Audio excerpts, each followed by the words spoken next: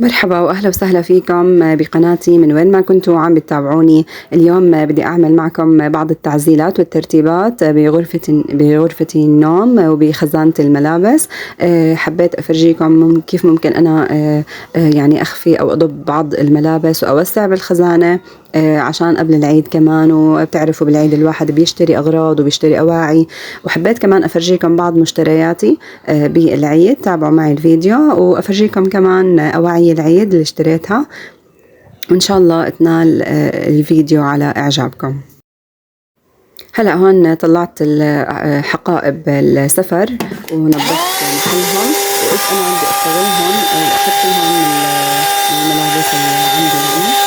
حطيت فيهم الأواعي الشتوية اللي كانوا كنت أنا معلقتهم بخزانتي، وصارت الخزانة حطيتها كتير تعبت، فنظفتهم ونظفت تحتهم وفركتهم منيح لأنه كان عليهم عذرة.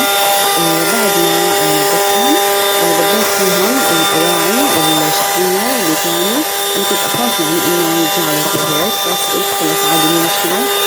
ضبيتهم فركتهم بالشنطة منيح وطويتهم منيح وخليتهم يعني إنه ما يجي على فيه. فبعد ما ضبيتهم بالشنطة وضبيت الشنطة بالخزانة تبعتي. هلا ممكن ما احطهم مثلا تحت التخت فوق الخزانة، بس انا ما بحب يعني، ممكن لاني احتاجهم. حطيتهم بقلب الخزانة وهيك نظفتهم اول اشي بالفوطة، ونظفتهم كمان بالمكنسة اذا في عليهم شوية غبرة.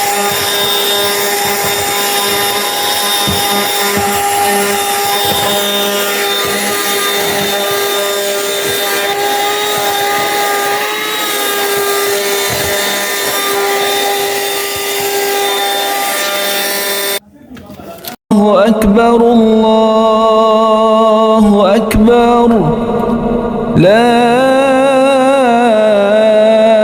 إله إلا الله الله أكبر الله أكبر ولله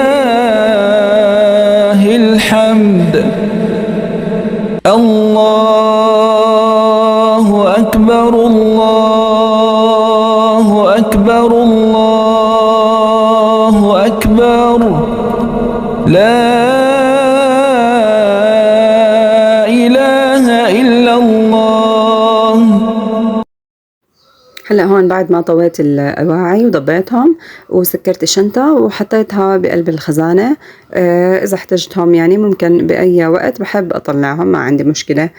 وكمان عشان الشنطة كمان ما تتوسخ ولا تتغبر سواء فوق الخزانة أو تحت التخت، فلقيت إنه يعني بما إنه لسه عندي وسع بالخزانة فممكن أنا أحط الشنطة بقلب الخزانة. وهيك صارت الخزانة بعد ما طلعت الأواعي الشتوية وخليت الصيفي ورتبتها، وهيك حسيتها صارت هيك أوسع يعني. حبيت أفرجيكم هذا الضوء بيجي منه ثنائي وثلاثي، هو لد بنشحن، فأنا كل فترة بشحنه تقريبا يوم كامل، وبضل تقريبا عندي أيام وهو مشحون، يعني ما بحتاج أرجع أعيد شحنه.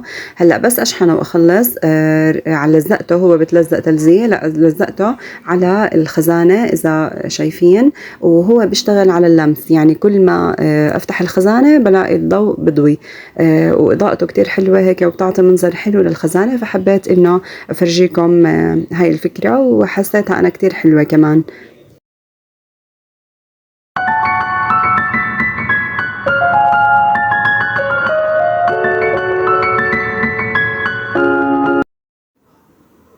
هنا حبيت أفرجيكم الأحذية الله يكرمكم اللي اشتريتها مشان العيد، وكمان فستان العيد إن شاء الله يعني كمان إنه يعني تلاقوه هيك حلوين، وأعطوني رأيكم فيه.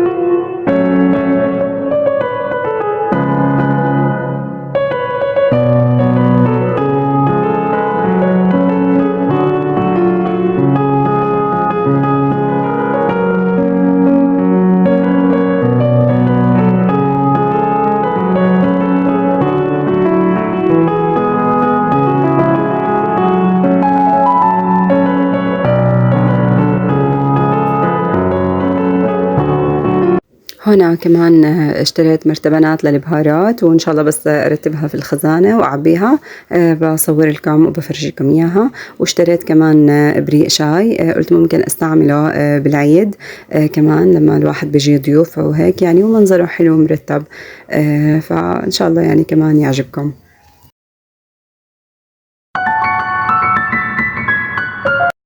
أما هاي فهي حافظة للورقيات، سواء بقدونس، نعناع، جرجير، كمان جبتها جديد وحبيت استعملها، و يعني أشوفها إذا مناسبة أو لا، وأفيدكم كمان بالتجربة. أنا هنا غسلت البقدونس، وطبعا هو ما وسع، فيعني حطيت ضمة، ومن الجهة الثانية سكرتها، ومن الجهة الثانية بعبيها مي وبحطها بالثلاجة.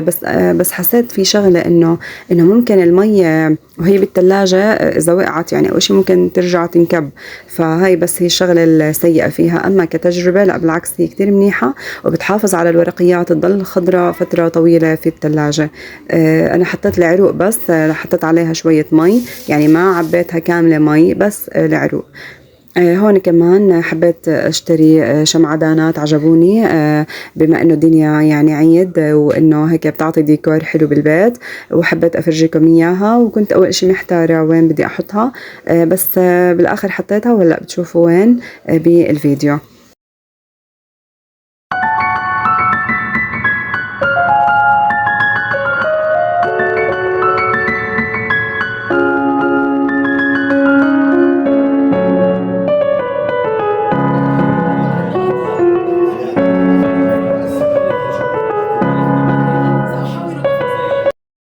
وهذا فستان العيد حبيت أورجيكم إياه، إن شاء الله ينعاد عليكم بالصحة والسلامة. عيد أضحى مبارك، وكل عام وأنتم بألف خير يا رب. وهيك بيكون نهاية الفيديو، إن شاء الله يكون عجبكم. لا تنسوا تعملوا لي لايك وتشتركوا معي بالقناة، بحبكم كتير. سلام.